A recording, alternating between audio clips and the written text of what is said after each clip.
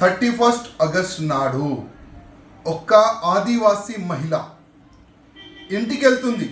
దారిలో ఒక auto driver Sheikh మజ్దూమ్ ఆ వ్యక్తి ఆ మహిళకి బలవంతంగా ఆటోలో కూర్చొని పెట్టి రేప్ చేయడానికి ప్రయత్నం చేసిండు.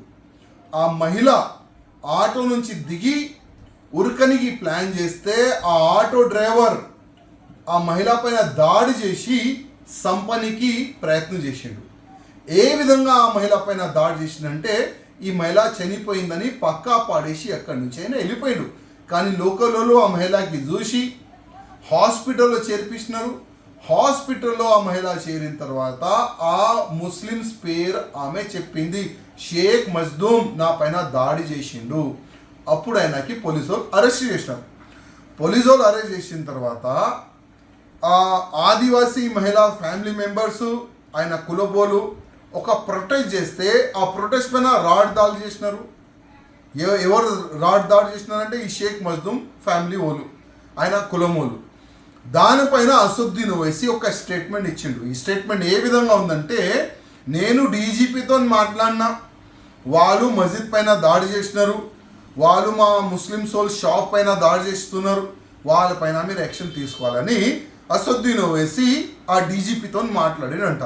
కానీ ఆ అసదుద్దీన్ ఓవైసీ భారతదేశంలో ఎక్కడైనా మహిళల పైన మానభంగాలు జరిగితే, అటెంప్ట్ రేప్ జరిగితే ఇమీడియట్గా రియాక్ట్ అవుతాడు, పేరు సహాయన చెప్తాడైనా.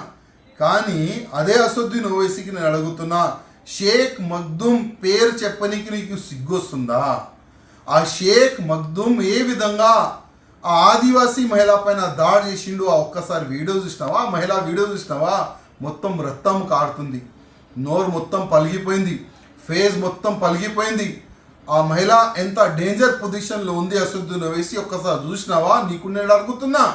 ఇవాళ ఆ ముస్లిమ్స్ ఫేవర్గా నువ్వు మాట్లాడుతున్నావు, కానీ ఆ ఆదివాసీ మహిళ గురించి నువ్వు మాట్లాడతలే.